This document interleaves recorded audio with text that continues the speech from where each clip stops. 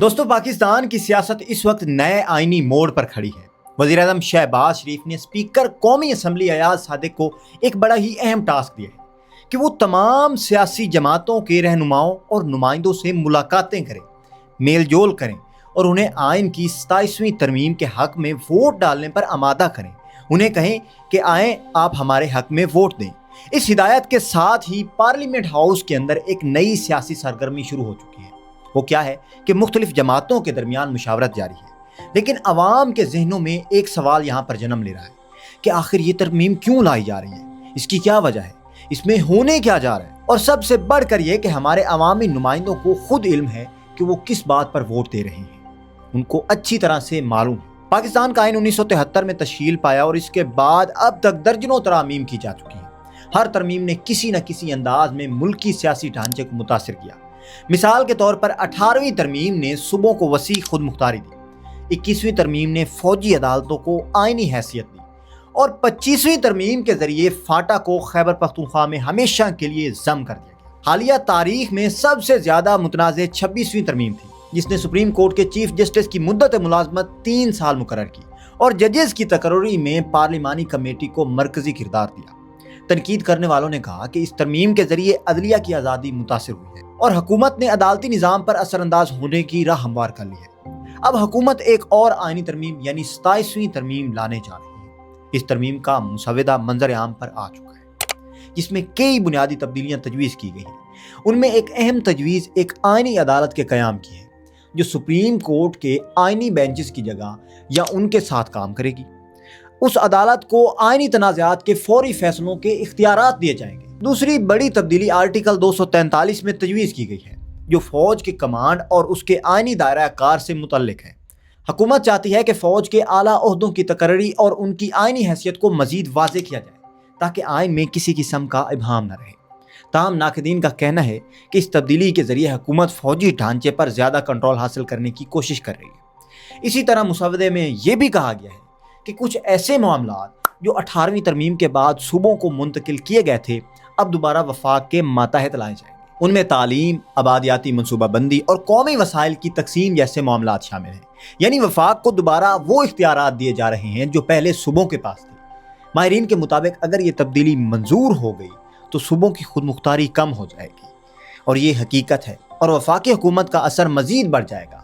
जो पहले कहीं ना कहीं हमें कम नजर आता है, उसकी शिद्दत मजीद बढ़ जाएगी। हुकूमत का कहना है कि ये तरमीम तवाज़ुन इख्तियारात बहाल करने के लिए ज़रूरी है। यानी हुकूमत का मौक़िफ़ है कि अदलिया, फ़ौज और पार्लिमान के दरमियान ताकत का तवाज़ुन जो है वो बिगड़ गया है और 27वीं तरमीम के ज़रिए इसे दुरुस्त किया जा रहा है। लेकिन हस्ब इख्तलाफ और कानूनी माहिरीन के नज़दीक ये बात महज जवाज़ है। वो कहते हैं कि असल मकसद इदारों को एक ख़ास सियासी समत में लाना है, ताकि आइंदा सियासी फैसले एक मखसूस तबके के हक में हो। सबसे बड़ा खदशा यहाँ पर यह जाहिर किया जा रहा है कि अगर आइनी अदालत के जरिए सुप्रीम कोर्ट के इख्तियारात तकसीम कर दिए गए तो अदलिया की खुद मुख्तारी नाकाबिल तलाफी नुकसान उठाएगी और वो ऐसा नुकसान होगा जो सबको भुगतना पड़ेगा। यहाँ सवाल ये भी पैदा होता है कि क्या हमारी पार्लिमान इतनी खुद मुख्तार है कि वो इस किस्म की बड़ी आइनी तब्दीली को समझ कर इस पर वोट डाले। पाकिस्तान की कौमी असम्बली का बुनियादी काम कानून साजी, आइन की तशरीह और अवामी मुफादात के लिए पॉलिसी बनाना है। लेकिन माजी में बारहा देखा गया कि हमारे अवामी नुमाइंदे खुद इस बात से नावाकिफ होते हैं जिन तरामीम पर वो वोट दे रहे हैं उनके अंदर मौजूद दिफात दरअसल क्या है।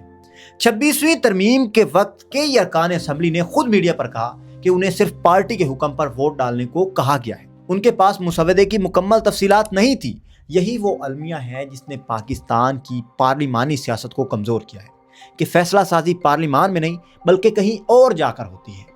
वोट डालने वालों को पता ही नहीं होता कि हम वोट डाल क्यों रहे हैं।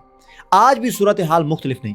स्पीकर कौमी असम्बली को वज़ीर आज़म की तरफ से ये जिम्मेदारी सौंप दी गई कि वो मुख्तलिफ जमातों के रहनुमाओं से मुलाकातें करें, उठक बैठक करें, ताकि 27वीं तरमीम के लिए इत्तफाक की राय पैदा किया जा सके, उनको उस बात पर मनवाया जा सके। सवाल यह है कि अगर पार्लिमान वाकई खुद मुख्तार इदारा है तो क्या इसे टास्क देने की ज़रूरत होनी चाहिए, या ये इसका आइनी और जमहूरी फ़र्ज नहीं कि वो खुद कानून साजी का अमल शुरू करे।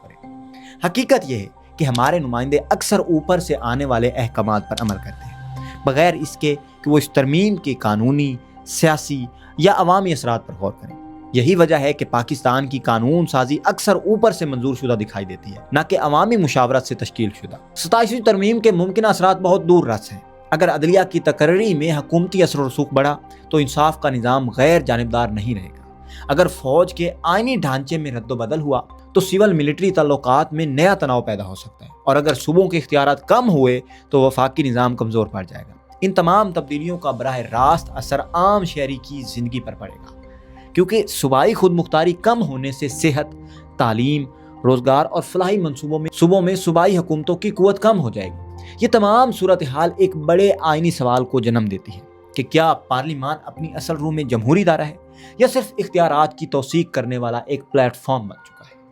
अगर अवामी नुमाइंदे इस काबिल नहीं कि वो आइनी तरमीम को खुद समझ सकें तो फिर जमहूरियत की बुनियाद कहाँ बाकी रह जाती है। यही वो लम्हा है जिस पर आप अपने व्लॉग में जोर दे सकते हैं कि पाकिस्तान को सिर्फ कानून साजी नहीं बल्कि बाखबर कानून साजी की ज़रूरत है। अवाम को ये हक हासिल होना चाहिए कि वो जान सकें कि उनके नुमाइंदे आइन में किस चीज़ की तरमीम कर रहे हैं और क्यों कर रहे हैं। आखिर में आप अपने व्लॉग को एक मजबूत पैगाम के साथ समेट सकते हैं। ये वक्त है कि अवाम भी अपनी पार्लिमान से सवाल करें। अगर आइन में तब्दीली हो रही है तो वो क्यों हो रही है। अगर अवामी नुमाइंदे वोट डाल रहे हैं तो क्या वो जानते हैं कि किसके हक में वोट डाल रहे हैं, क्यों वोट डाल रहे हैं। आइन अवाम का है, सियासतदानों का नहीं है। और अगर पार्लिमान वाकई अवाम की नुमाइंदा है तो इसे अवाम के सामने जवाबदेह होना चाहिए, ना कि किसी टास्क के ताबे। तो नाज़रीन, आज का हमारा ये व्लॉग था। मिलते हैं इंशाल्लाह अगली वीडियो।